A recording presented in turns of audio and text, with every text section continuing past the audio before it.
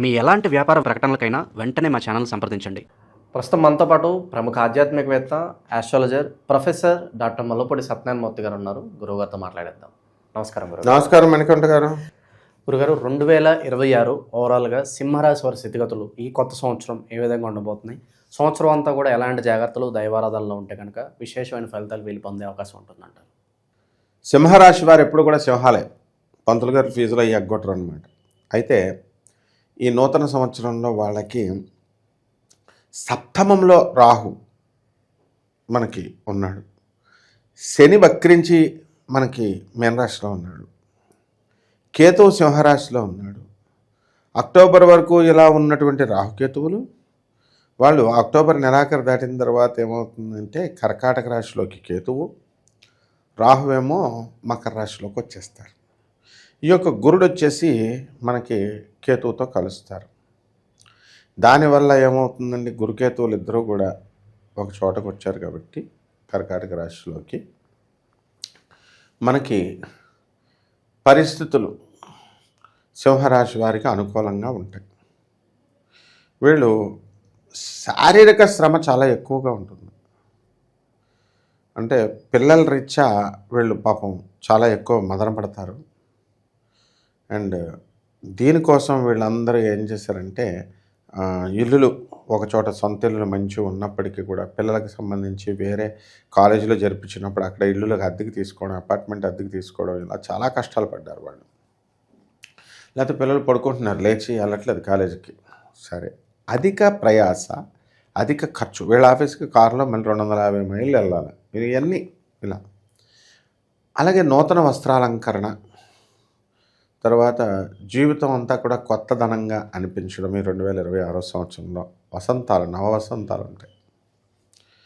అలాగే ప్రౌఢ వయసులో ప్రేమలు, చిగురింతలు, ఇవన్నీ కూడా జరుగుతాయి. అండ్ చిరు ప్రేమికులు, వీళ్ళు స్టూడెంట్స్ ఎవరైతే ఉన్నారో చిన్న ఏజ్లో లవ్ చేసుకునేటటువంటి వాళ్ళు, వీళ్ళు చదువును ఏం చేస్తారా అంటే పాడు చేసేస్తారు. ప్రేమ పెళ్ళి అని చెప్తూ గుళ్ళు గోపురాలు, సినిమా హాళ్ళు, పార్కులు ఇలా తిరుగుతూ ఉంటారు. ఈ యొక్క గురుడు మనకి కర్కాటక రాశిలో ఉండడం మూలంగా సింహరాశి వారికి విశేషించి కోర్టులు కేసుల్లోకి వెళ్ళడానికి అవకాశాలు ఉంటాయి, పోలీస్ స్టేషన్ చుట్టూ తిరగడానికి అవకాశాలు ఉంటాయి. ఎందుకంటే సింహరాశి వాళ్ళని అడగడం తోడనే షూరిటీ సంతకం పెట్టమంటే గెజిటెడ్ ఆఫీసర్ లెవెల్లో సంతకాలు పెడతారు వీళ్ళు. గెజిటెడ్ ఆఫీసర్ కూడా ఇంకా ఒరిజినల్స్ ఉన్నాయో లేవో, సేమ్ ఉందా లేదా చూసి పెడతారు. వీళ్ళు డబ్బు ఏమన్నా 1 కోటి రూపాయలకి మాకు సంతకం పెట్టండి అంటే షూరిటీ పెట్టేస్తారు. మరి వాళ్ళు కట్టరు, నోటీసులు వీళ్ళకి వస్తాయి. ఈ విధంగా ఈ సింహరాశి వారికి అందరికీ కూడా పెళ్ళు కావాలండి అనుకునేటటువంటి వాళ్ళంతా కూడా కాస్త కాలం వెయిట్ చేయాల్సినటువంటి అవసరం ఉంది. ఈ సంవత్సరం పెళ్ళిళ్ళు కుదురుతాయి, కానీ అతి కష్టం మీద కుదురుతాయి. ఏ విధంగా, ఏమండి వీళ్ళ జాతకాలు కలిసినాయా అండి అని నిష్ణాతులైనటువంటి పండితులు, అమ్మ జాతకాలు కలిసినాయి వెళ్ళి పెళ్లి చేసుకోండి అంటే మగ పిల్లోడు ఏం చెప్తాడంటే, ఎవరో ఒక మామూలు అనామకుడైనటువంటి పూజారిని సబ్జెక్ట్ రానోడి దగ్గరికి తీసుకెళ్తే ఆడు వద్దంటాడు, ఢమాల్. ఇక్కడ పండితుల దగ్గర చూపించారు, వీళ్ళు ఓకే అంటారు, కానీ కుదరదు. ఆ విధంగా ఈ సింహరాశి వాళ్ళకి ఇలాంటి సందర్భాలు ఎదురవుతాయి. ఇక ఆదాయాలు లాస్ట్ ఇయర్ కంటే కూడా ఈ సంవత్సరం బ్రహ్మాండంగా ఉంటుంది. అలాగే లాస్ట్ ఇయర్ అయితే ఉద్యోగం ఒకానొక దశలో ఊడిపోతుందేమో అని భయం వేసింది. లీవులు ఎక్కువగా పెట్టడాలు మీరు, లేకపోతే అమెరికా లాంటి ఊర్లలో రియల్ ఎస్టేట్లు అవి చేయకూడదు. చేసిన బ్యాంకుకి ఇన్ఫర్మేషన్ ఇవ్వాలి. ఇక్కడ అంతే, గవర్నమెంట్ జాబ్ కన్నా అక్కడ అంతే. వాళ్ళు చిన్నదే కదా, మనం బయట సంగతి దేవుడు ఎరుగు. వాళ్ళ ఇల్లు కొనుక్కోవడానికి వాళ్ళకే రియల్ ఎస్టేట్ పర్మిషన్ అసోసియేషన్ ఉంటుంది, దాంట్లో పర్మిషన్. ఆ కమిషన్ వీళ్ళకు తగ్గుద్దన్న కక్కుర్తితో వీళ్ళు వెళితే నువ్వు రియల్ ఎస్టేట్ వ్యాపారం చేసేస్తున్నావు అని నిందొచ్చేసి వీళ్ళ ఉద్యోగాలు తీసేయాలనుకున్నారు. అంటే ప్రాణగండం జరిగింది, ఉద్యోగ గండం జరిగింది అందరికీ. ఎవరికి? సింహరాశి వాళ్ళందరికీ ఒకనొక దశలో. అవన్నీ దాటుకున్నారు వీళ్ళు, దాటుకుని బయటకు వచ్చారు. కాశీ, గయా ఇలాంటి పుణ్యక్షేత్రాలన్నీ, మధుర ఇలాంటి పుణ్యక్షేత్రాలన్నీ తిరిగారు. ఈ సంవత్సరం కూడా వీళ్ళు హిమాలయాలే తిరుగుతారు. ఇంకా కొంచెం ప్రమోషన్ రావాలి కదా, ఇంకేమిట్రా అంటే హిమాలయాలు. అంటే సన్యాసులో కలిసిపోవడం కాదు, హిమాలయ పర్వతాలకు రజనీకాంత్ గారిలా తిరుగుతారు. అలాగే వ్యాపారాలు పెట్టాలండి, అమ్మ రెస్ట్ తీసుకో అమ్మా, ఎందుకు నీకు 50 సంవత్సరాలు వచ్చింది కదా అంటే, no I have to achieve something, నేను చేయాలి సైడ్ బిజినెస్లు అని చెప్పేసి వీళ్ళు బిజినెస్లలోకి దిగుతారు. పోనీ వీళ్ళ బిజినెస్లు చేస్తుంటే వీళ్ళు సక్సెస్ అవుతారు, వీళ్ళ సింహరాశి వాళ్ళు కాబట్టి ఫెయిల్ కారు. కానీ వీళ్ళ మొగుళ్ళు ఉంటారు కదా భర్తలు, వాళ్ళు ఎందుకు ఊరుకుంటారు, వీళ్ళల్లో ఏలు పెడతారు కదా. కొంతమంది భర్తలు మరి వాళ్ళకి ప్లానింగ్ లేకపోవడం ద్వారా అవనియండి, లేదా మరొక కారణం వల్ల మంచితనమో అతి మంచితనమో ఏదో అవడం వల్ల అవతల వాళ్ళు చెప్పేటటువంటి మాయమాటలు నమ్మేసి పాపం వీళ్ళు మోసపోవడానికి అవకాశాలు ఉంటాయి. తద్వారా ఆస్తి నష్టమో లేదా డబ్బు నష్టమో ఏదో ఒకటి రావడానికి అవకాశాలు ఉన్నాయి సింహరాశి వాళ్ళకి. ఒకటి ఈ సింహరాశి వారు ఇల్లు లేనటువంటి వాళ్ళు ఇల్లు కొంటారు, స్థలాలు లేనటువంటి వాళ్ళు స్థలాలు కొంటారు. నిత్యము మృష్టాన్న భోజనమే, అంటే తనకి ఇష్టమైనటువంటి ఫుడ్ని వీళ్ళు కడుపు నిండా తింటారు. అండ్ నెక్స్ట్ సింహరాశి వాళ్ళు ఏమంటారంటే, ఈ సంవత్సరం మేము అసలు నేను తిరగని దేశం లేదు, నేను దిగని హోటల్ లేదు, అంత గొప్పగా బతుకుతారనమాట ఈ సంవత్సరం అంతా కూడా. 2026 విహారయాత్రలు ఎక్కువగా చేస్తుంటారు. అయితే విహారయాత్రలు కామన్ అయిపోయినప్పుడు సింహరాశి వాళ్ళు దాన ధర్మాలు చేసి మరీ తిరుగుతారు వీళ్ళు. మిగతా వాళ్ళు అలా కాదు కదా, విహారయాత్రలు చేసేస్తారు, రీయూనియన్లు అంటారు.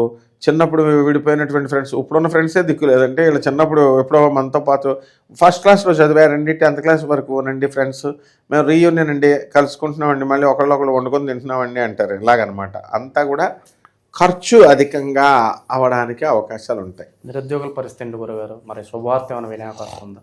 నిరుద్యోగులకి ప్రభుత్వం నుంచి ఉద్యోగాలు రావడానికి అవకాశాలు ఉన్నాయి. ఎప్పుడు మనం జూన్ దాటిన తర్వాత కొంతమంది సింహరాశి వాళ్ళకి వస్తాయి. ఇలాంటి విషయాలు తెలుసుకోవాలంటే ఇది గోచార రీత్యా మనం కామన్గా చెప్పేటటువంటి ఫలితాలు.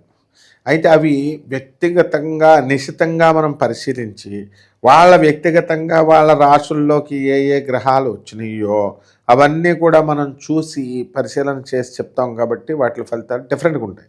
కాబట్టి అలాంటి వాళ్ళు ఎవరైనా ఉన్నారో అటువంటి వాళ్ళంతా కూడా వాళ్ళు మనల్ని సంప్రదించవచ్చు అన్నమాట. ఈ విధంగా ఈ యొక్క ఆరోగ్య సమస్యలు కూడా ఈ సింహరాశి వాళ్ళకి ఏంటంటే, అమెరికాలో ఉన్న వాళ్ళకి నిద్ర పట్టదు, మనల్ని నిద్రపోనివ్వరు. ఇక్కడ పగలు వాళ్ళకి రాత్రి, వాళ్ళు రాత్రులు కొడతా ఉంటారు, ఇక్కడ పగలు మీరు పనుల్లో ఉంటారు. కొట్టుడు మళ్ళీ మీకు రాత్రి వాళ్ళకి పగలు, వాళ్ళు హ్యాపీగా పగలు కూర్చొని మీకు కొట్టేస్తూ ఉంటారు. మీకు ఇక్కడ 12 అవుద్ది, 1 గంట అవుద్ది, మీ భార్యలు తిడతా ఉంటారు. కాబట్టి సగం మంది విడాకులకు కారణం ఏంటంటే, ఇండియాలో ఉన్న పిల్లలందరికీ నువ్వు గమనించు, అమెరికా వాళ్ళ వల్లే విడాకులు. కారణం ఏంటి? సంబంధం. ఇటీవల కూడా ఒక సంబంధం గురుడు అవ్వదమ్మా, గురుడు వ్యయస్థితిలో ఉన్నాడు, వెళ్ళొద్దు అని అంటే, ఎట్టి పరిస్థితుల్లో కూడా మేము అమెరికాకి ఇస్తానన్నారు. ముస్లిమ్స్ అమ్మాయిని అమెరికా ఇస్తామని చెప్పేసి వాళ్ళు పెళ్లి సంబంధాలు కుదురు చేసుకున్నారు. తీరా పోన్లే పాపం ఫారిన్ సంబంధం వచ్చింది, అమ్మాయికి జాబ్ ఇంకా రాలేదు కదా అని వాళ్ళు చేస్తే, ఈ మహానుభావుడైనటువంటి ట్రంప్ వల్ల వాళ్ళకి వేసాలు రావట్లేదు. ఈ అమ్మాయి ఎక్కడే ఉంది, వాడు అక్కడ కూర్చున్నాడు. ఇలాంటి సందర్భాలు ఎన్నో ఉన్నాయి, ఇన్నటువంటి కేసెస్ ఎన్నో ఉన్నాయి. కాబట్టి సింహరాశి వాళ్ళ పని ఒకటే, ఈటింగ్ అండ్ మీటింగ్ అంతే, ప్రేమించుకోవడం, తినడం, రమించడం, ఇంతే తప్ప వ్యక్తిగతంగా వీళ్ళు చాలా మంచోళ్ళు కాబట్టి లవ్లో ఉన్నటువంటి వాళ్ళకి నాయన. మిగతా బాధ్యతల్లో ఉన్నటువంటి వాళ్ళందరికీ కూడా ఉద్యోగాల భయం లేదు వీళ్ళకి. అండ్ మోక్షం గేక్షం ఇలాంటి చెత్త అంతా కూడా వీళ్ళు ఆలోచించాల్సినటువంటి అవసరం లేదు. ఎందుకనంటే ప్రతి బాబాజీ ప్రతి ఒక్కళ్ళు మోక్షం చెప్తారు. ఏదో వీళ్ళకి అంత ఫ్రీగా ఏదో కిరణకుట్లో సామాను ఇస్తున్నట్టు. సింహరాశి వాళ్ళు మోక్షం కోసం ప్రయత్నించాల్సిన అవసరం లేదు. వాళ్ళు చేసే దాన ధర్మాలే వీళ్ళని మోక్షం ఇప్పించేస్తాయి.